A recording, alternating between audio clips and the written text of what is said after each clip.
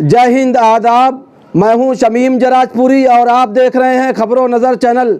सबसे तेज़ और ताज़ा समाचार देखने के लिए बने रहिए हमारे साथ। अब खबर विस्तार से। खबर यूपी के जिला आजमगढ़ से है, जहां जिला मुख्यालय पर मौजूद नेहरू हॉल के सभागार में आज शनिवार को यादव महासभा और मैत्रेय प्रगति मंच की तरफ से सामाजिक न्याय सम्मेलन का आयोजन किया गया, जिसकी अध्यक्षता शिवचंद्र राम ने की, जिसमें मुख्य अतिथि के रूप में पहुंचे समाजवादी पार्टी के राष्ट्रीय महासचिव व विधान परिषद सदस्य स्वामी प्रसाद मौर्य का जोरदार स्वागत मैत्रेय प्रगति मंच के संयोजक करुणाकांत मौर्य के नेतृत्व में किया गया। सम्मेलन को संबोधित करते हुए स्वामी प्रसाद मौर्य ने कहा कि आज जनता महंगाई की मार से परेशान है। शिक्षा महंगी होती जा रही है, जिससे गरीब के बच्चे अच्छे स्कूलों और कॉलेजों में शिक्षा नहीं ले पा रहे हैं। ये वर्तमान बीजेपी की सरकार गरीबों को अच्छी शिक्षा से दूर करना चाहती है। साथ ही ये सरकार देश को सांप्रदायिकता के दलदल में ढकेलना चाहती है, जिसका उदाहरण मणिपुर और हरियाणा है। स्वामी प्रसाद मौर्य ने सम्मेलन को संबोधित करते हुए और क्या कहा है और मीडिया को संबोधित करते हुए स्वामी प्रसाद मौर्य ने क्या बातें कही हैं और दूसरी तरफ शिवचंद्र राम ने क्या बातें कही हैं, वह भी आपको दिखाते हैं और सुनाते हैं। और क्या कहना है, सामाजिक न्याय सम्मेलन का आयोजन किया गया है, क्या कहेंगे?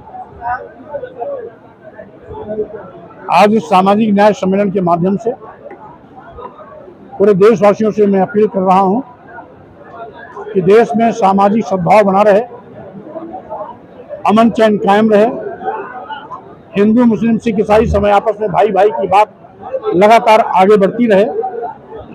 इसीलिए सभी सावधान और सजग रहें, क्योंकि भारतीय जनता पार्टी एक साजिश के तहत पूरे देश को हिंदू मुस्लिम दंगे की आग में झोंकना चाहती है। इसीलिए वो दुहाई देती है कभी हिंदू मुसलमान की, कभी मस्जिद और मंदिर की। और इसको देखते हुए क्योंकि चुनाव नजदीक आ रहा है, भारतीय जनता पार्टी के दंगे की साजिश का आपको दुष्परिणाम दिखाई पड़ने लगा। पूरा मणिपुर पिछले 90 दिनों से जल रहा है, हरियाणा भी दंगे की आग में झोंक दिया गया है। जहां जहां भाजपा शासित राज्य है, वहां हिंदू मुस्लिम दंगा कराने में कामयाब भी हो रहे हैं। इसीलिए पूरे प्रदेश देशवासियों से मैं अपील करता हूं कि भारतीय जनता पार्टी के इस साजिश से लोग सावधान रहें। हिंदू मुस्लिम सौहार्द या सांप्रदायिक सौहार्द बना रहे, सभी धर्मों का आपस में मिलना जुलना भाईचारा कायम रहे। इसलिए सभी सजग रहें, सावधान रहें, भारतीय जनता पार्टी की किसी भी साजिश का शिकार न हो। साथ ही साथ आज धर्म के नाम पर जो तमाम लोग उन्माद पैदा कर रहे हैं, धार्मिक उन्माद के माध्यम से दंगा कराना चाहते हैं, वोट हथियाने की नापाक कोशिश कर रहे हैं, उनसे भी सावधान रहना है। क्योंकि जब जब चुनाव नजदीक आता है, तब तब भारतीय जनता पार्टी के लोग मस्जिद में मंदिर खोजना शुरू कर देते हैं। और इसीलिए हमने कहा कि आज़ादी के दिन यानी 15 अगस्त 1947 के दिन जब हमारा देश आज़ाद हुआ, उस दिन जिस भी धार्मिक स्थल की जो यथास्थिति थी, उसको यथावत हमें स्वीकार करना चाहिए, जिससे कि अमन चैन बना रहे, भाईचारा बना रहे, सामुदायिक सौहार्द भी बना रहे। अन्यथा अगर भारतीय जनता पार्टी आरएसएस के लोग धार्मिक उन्माद पैदा कर मस्जिद में मंदिर खोलना शुरू करेंगे, तो इसी परंपरा का अनुसरण करते हुए आने वाले दिनों में कुछ लोग मंदिरों में बौद्ध मठ खोलना शुरू कर देंगे। तो भारतीय जनता पार्टी के लिए वो दिन मुसीबत के बन जाएंगे और तथाकथित धर्म के ठेकेदारों का भी बुढ़िया बिस्तर बन जाएगा। इसलिए ऐसा दुस्साहस, ऐसा पाप न करें कि वो मस्जिद में मंदिर खोलें, जिससे कि आने वाले दिनों में मंदिर में बौद्ध मठ खोलने की आवश्यकता पड़ जाए। सामाजिक लड़ाई के बहाने कुछ राजनीतिक दल परिवारवादी बन जाते हैं, जब उनका, इस पर आप क्या कहेंगे?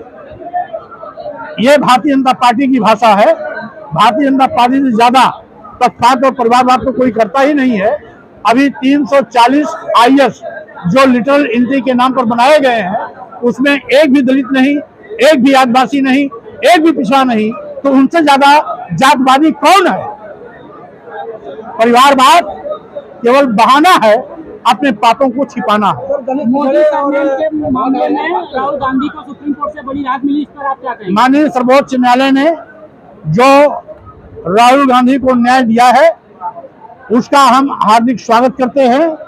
माननीय सर्वोच्च न्यायालय के इस निर्णय से जहां लोकतंत्र जिंदाबाद हुआ है, राहुल गांधी को न्याय मिला है, वहीं पर देश के लोगों का विश्वास न्यायपालिका पर बढ़ा है। कल आजमगढ़ आए थे, उन्होंने प्रदेश की सभी 80 सीटों पर जीत का दावा किया। इस पर आप क्या कहेंगे? आदिवासियों के स्वाभिमान सम्मान को लेकर क्या कहना?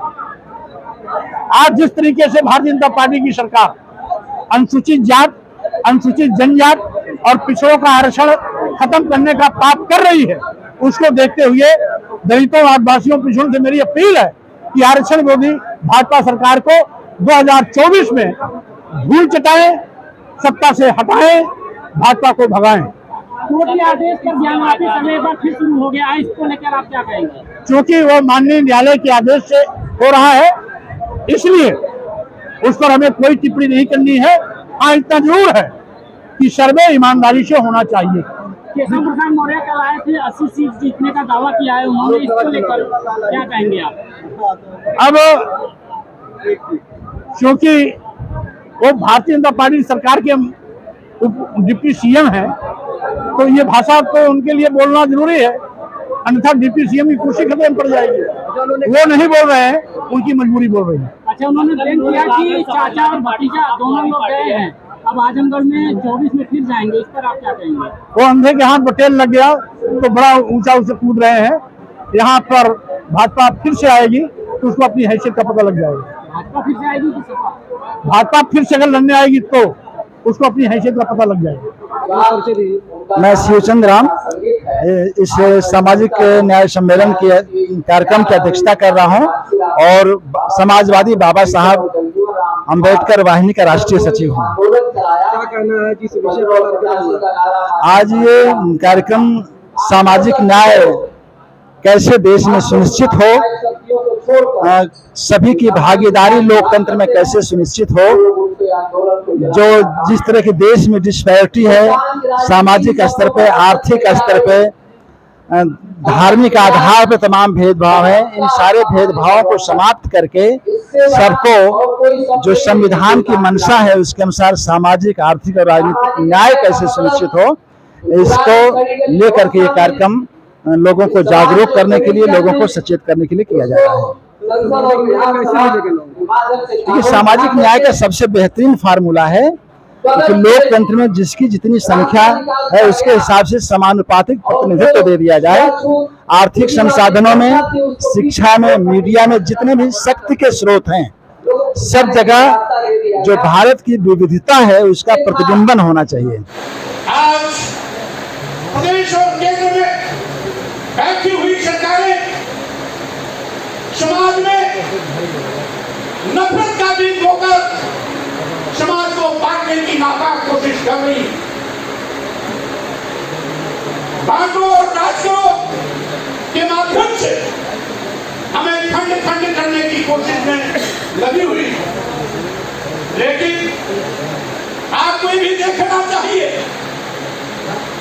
जिसने कभी वादा किया था सबका साथ, सबका विकास, सबका विश्वास, बारी बारी से इस भारतीय जनता पार्टी की सरकार ने सभी के अरमानों का गला घोटा है, सभी के विश्वास का गला घोटा है और एक एक करके सबका बड़े पैमाने पर नुकसान भी किया है। अनुसूचित जात, अनुसूचित जनजात और पिछड़े वर्ग के लोगों को जो भारतीय संविधान ने आरक्षण किया है, उस आरक्षण को एक साजिश के तहत खत्म कर रही है। और यहाँ तक कि अभी अभी एक विज्ञापन निकाला, उसमें अनुसूचित जात की 100% सीटें आरक्षण आई नहीं। इसके पहले जो बयान निकाली थी उसके विज्ञापन में शेड्यूल ट्राइब्स का आरक्षण बिल्कुल गायब था। 3 विज्ञापन के पहले जो विज्ञापन निकला था उसमें पिछड़े वर्गों के आरक्षण को शून्य कर दिया गया था। सावधान रहिए, यह आपके आरक्षण पर डकैती डाल रहे हैं। खालसा डॉक्टर अम्बेडकर जो हमें भारतीय संविधान में आरक्षण का अधिकार दिया था, इसलिए कि हजारों साल से जिस समाज को धन धरती शिक्षा सम्मान से वंचित किया गया, जिस समाज को पढ़ाई लिखाई से दूर रखा गया, वो समाज सबके बराबर नहीं चल सकता। इसलिए आरक्षण के माध्यम से उसकी हिस्सेदारी दी जानी चाहिए। शैक्षणिक सामाजिक संरक्षण के आधार पर आरक्षण दिया गया। उस समय हमारे पिछड़े वर्ग के लोग क्षत्रिय बनने की घमंड में चूक थे, सभी क्षत्रिय बन रहे थे। जिस समय सर्वे हो रहा था सामाजिक शैक्षणिक पिछड़ेपन के आधार पर, उस समय उस सूची में अपना नाम शामिल कराने से कतराते रहे, कहते रहे हम एक वंचित क्षत्रिय हैं, हम कुछ वंचित क्षत्रिय हैं, हम पूर्व क्षत्रिय हैं, हम लोधन और पूर्व क्षत्रिय हैं, हम पालमघेर क्षत्रिय हैं, सभी क्षत्रिय बन रहे थे। भूदेव जी कह रहा था हम परिहार क्षत्रिय हैं, प्रतिहार क्षत्रिय हैं, सब क्षत्रिय बन रहे थे, सूची में नाम नहीं शामिल कराया। बाबा साहब डॉक्टर अम्बेडकर ने पिछले वर्गों के इस अहम को समझा और जानते हुए कि आज नहीं तो कल इनको भी आरक्षण की जरूरत पड़ेगी, इसलिए भारतीय संविधान के अनुच्छेद 340 में बाबा साहब डॉक्टर अम्बेडकर ने एक व्यवस्था दे दिया कि सरकारों की जिम्मेदारी है कि समय समय पर सामाजिक और शैक्षणिक पिछड़ेपन के आधार पर सर्वे करा करके पिछड़ी जातियों को भी आरक्षण दिया जाए। वो जबकि हमें आबादी के मुताबिक 54% आरक्षण मिलना चाहिए था, 27% आरक्षण दिया गया, लेकिन आज वो भी आरक्षण खतरे में है। बाबा साहब डॉक्टर अम्बेडकर ने दलितों आदिवासियों को जो आरक्षण दिया था वो भी खतरे में है। और आप कहते हो कि हमें 5 किलो 10 किलो चावल दे रहे हैं। अरे आरक्षण से आपकी बेटी बेटे अधिकारी बनते थे, कलेक्टर कप्तान भी बनते थे, IAS IPS भी बनते थे। गांव में भी अगर कोई नौकरी मिलती थी तो अनुसूचित जाति आरक्षण उसमें होता था, अधिकारी बनता था, सरकारी नौकरी बनता था और पिछड़े वर्ग के लोगों को भी हिस्सेदारी मिलना शुरू हो गई थी। तो ये 5 किलो 10 किलो चावल देकर के आपके बेटे और बेटी की पढ़ाई पर डकैती डाल रहे हैं, आपके बेटे और बेटी की सरकारी नौकरी पर डकैती डाल रहे हैं। यही कारण है कि जब से भारतीय जनता पार्टी की सरकार आई है, सरकारी नौकरियों का विज्ञापन निकालना बंद हो गया। 2 साल में का विज्ञापन आता भी है तो भ्रष्टाचार की बलबेदी मिल जाती है और भारतीय जनता पार्टी के लोग आरक्षण के कैडर की उसमें भर्ती कर देते हैं। आप सावधान रहना, आप दिन के साथ भी बहुत से हैं। माननीय प्रधानमंत्री नरेंद्र मोदी जी भी अपने को पिछड़ा कहते हैं, लेकिन वो पिछड़े नहीं हैं, वो दिन के साथ हैं। पिछड़ों के नाम पर धोखा है। अगर मोदी जी पिछड़े होते, अगर मोदी जी पिछड़े होते तो लिटरल गिनती के नाम पर 340 साजिश बनाए गए हैं।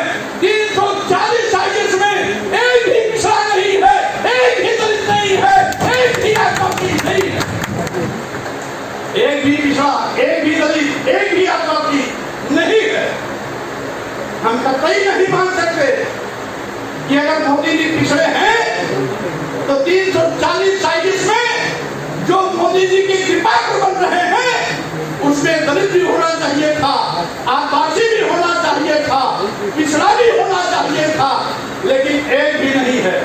हमारे मीडिया के साथी होंगे इसको चाहे जानते हुए भी नहीं छापेंगे, क्योंकि उन पर भी उनके मीडिया के मालिक जो उनका प्रेस का मालिक है उनके भी रिश्ते मोदी जी से हैं। और इत्तेफाक है हमारे देश में मात्र 3 गद्दी है। एक गद्दी राजगद्दी यानी प्रधानमंत्री और मुख्यमंत्री की गद्दी, एक गद्दी मठ की गद्दी शंकराचार्य पंडित पुजारियों की गद्दी, तीसरी गद्दी सेठ की गद्दी अदानी और अंबानी की गति। आज इन तीनों गतियों में गठजोड़ हो गया है। होता ये है, ये गठजोड़ बहुत पुराना है। जब राजगद्दी पर खतरा आता है तो सेठ की गद्दी और मठ की गद्दी अपनी पूरी तिजोरी दे देती है राजगद्दी को चलाने के लिए। जब मठ पर खतरा आता है तो सेठ की गद्दी और राजगद्दी उसको फाइनेंस करती है, और जब सेठ की गद्दी पर खतरा आता है तो राजगद्दी और मठ गद्दी मिलकर के उसकी मदद करते हैं।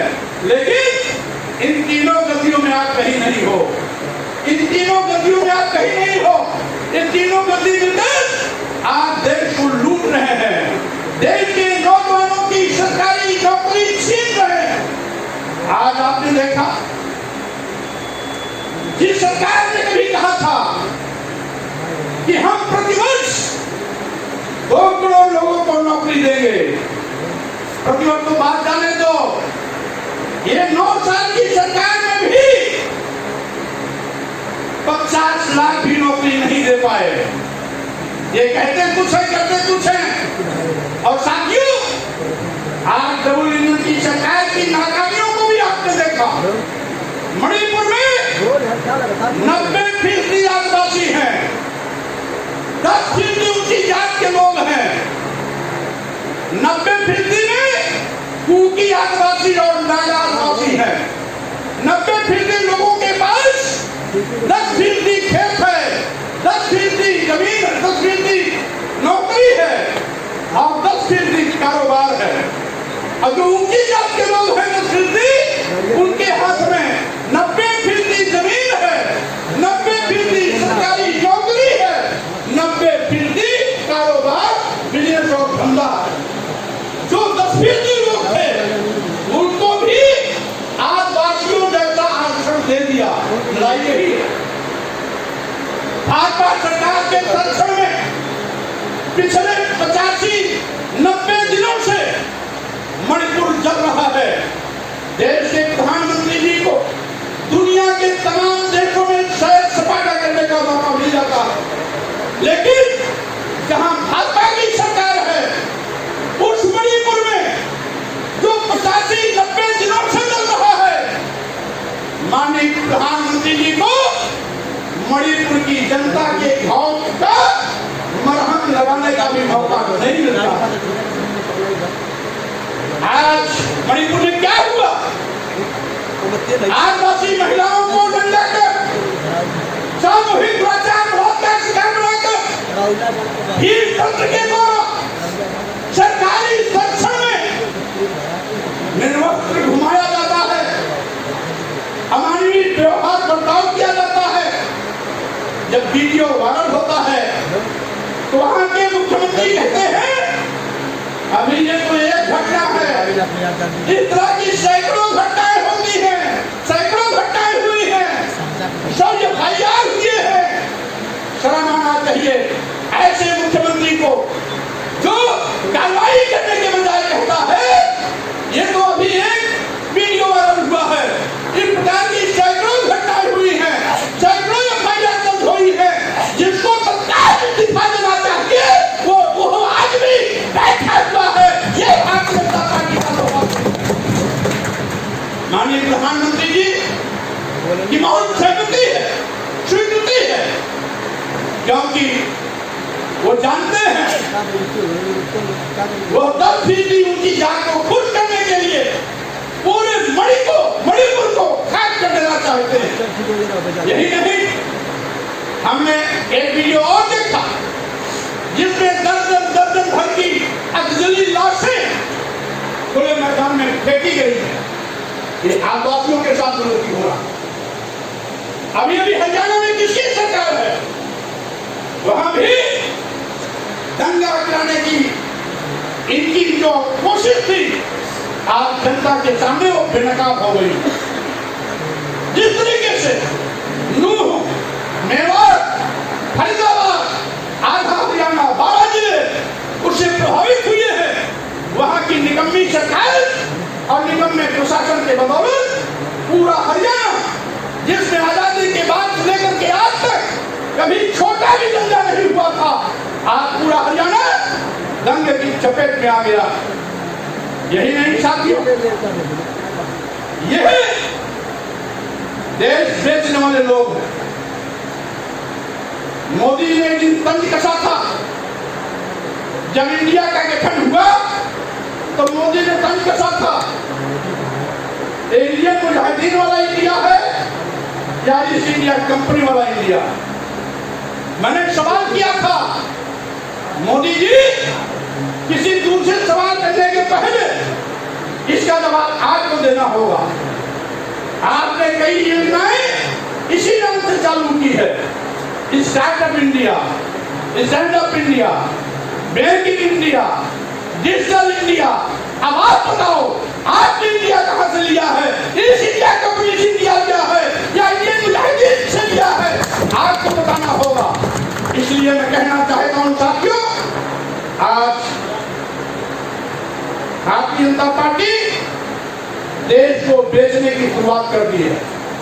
सावधान रहना, आजादी के बाद ये पहली ऐसी निकम्मी सरकार है जो देश को बेचने का पाप करना शुरू कर दिया। आप जानते हैं, हमारे पढ़े लिखे नौजवान सब जानते होंगे, इन्होंने देश के सभी बंदरगाह बेच दिए, सभी एयरपोर्ट बेच दिए, एयर इंडिया बेच दिया, सभी रेलवे स्टेशन बेच दिए, कई दर्जन ट्रेनें भी अदानी और अंबानी के हवाले कर दिया। यही नहीं, LIC जैसी बड़ी संस्था जिसमें दसियों लाख लोग काम करते हैं, उसको भी अदानी के हवाले कर दिया। यानी जिन सरकारी विभागों में नौजवानों को सरकारी नौकरियां मिलने की उम्मीदें हुआ करती थी, भारतीय जनता पार्टी की डबल इंजन की सरकार ने उन नौजवानों के उम्मीदों पर भी तलवार चला दी। महंगाई कारण क्या है आप जानते हो। आप लोगों को भी उन बस्तियों में जाना है जहां सरकार 5 किलो 10 किलो चावल देकर उनके वोट के अधिकार को कहीं न कहीं साजिश के तहत हथियाने की कोशिश कर रही है। साथियों,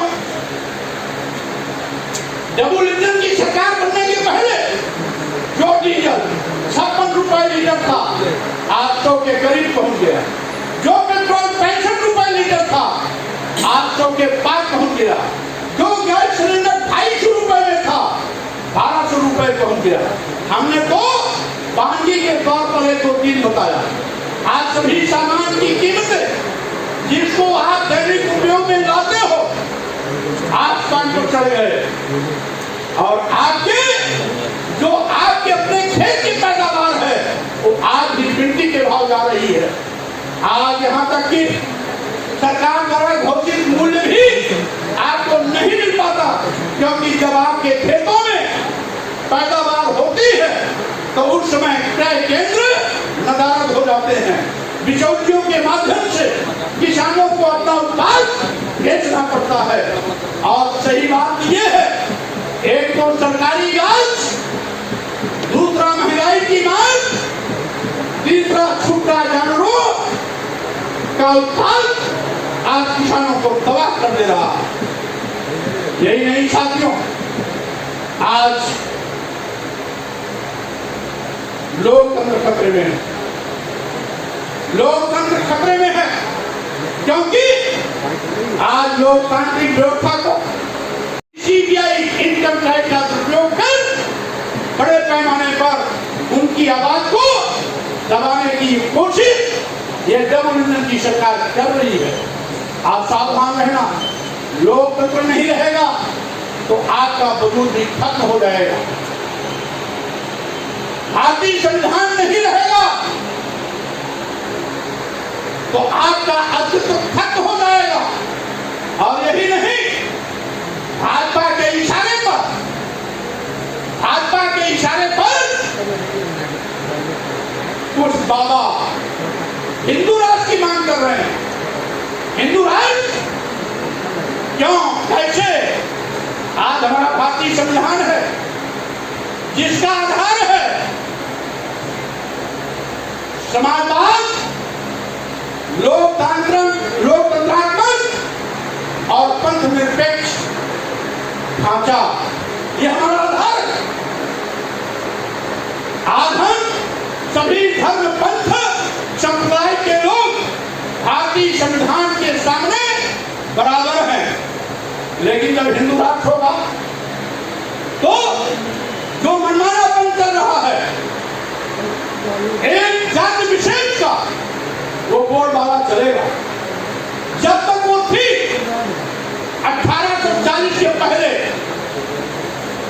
1822 के बाद शुरू हुआ आपको अधिकार मिलना, जब हमारे देश के सामाजिक परिवर्तन के महानायकों ने, सामाजिक परिवर्तन के महानायक ज्योतिबा फुले जी ने, देश की पहली महिला शिक्षिका सावित्रीबाई फुले ने, आरक्षण के जनक छत्रपति साहू जी महाराज ने, और साथ ही साथ इस कार्यक्रम को आगे बढ़ाया भारतीय संविधान निर्माता परम पूज्य बाबा साहब डॉक्टर अम्बेडकर, दक्षिण में पेरियार रामास्वामी नायकर, नारायण गुरु, संत गाडगे, और आपके उत्तर भारत में बिहार में शहीद जगदेव, तो उत्तर प्रदेश में ललई सिंह यादव, पेरियार ललई सिंह यादव, रामचंद्र वर्मा जी ने जब क्रांति लगाई तो स्वाभाविक रूप से यह अधिकार आपको समय समय पर मिला। ताज़ा और तमाम खबरों को देखने के लिए हमारे चैनल को सब्सक्राइब करें। वीडियो पसंद आए तो लाइक और शेयर करें। खबर और विज्ञापन के लिए संपर्क करें।